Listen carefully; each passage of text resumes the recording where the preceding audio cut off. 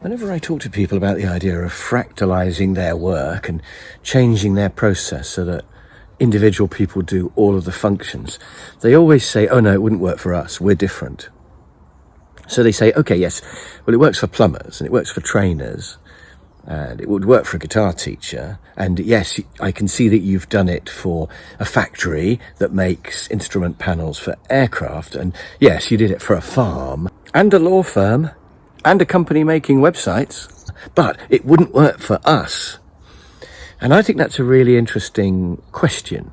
Is it industry specific, or are there certain things that you have to have in place for it to work? And of course, the answer is no, because in the end, everywhere breaks down into sales, design, production, and then admin functions, finance, HR, etc.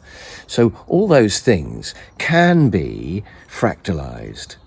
It's just a question of how, because the process of selling is going to be the same. You have to have somebody who knows about the product, who understands ideally design and production, funnily enough, and then they can go and talk to a customer. They have to have reasonable interpersonal skills.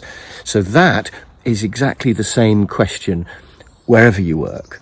Now, production is more tricky. You might have some very specialist areas of production, and you might want to have somebody who can do that in your cell, or you might want to subcontract the occasional very specialist part. I do subcontract my website to somebody else, but I still do everything else. So you might have to have a few wrinkles that you can subcontract or change. But the basic principle is the same, which is that the person who does the job could sell it.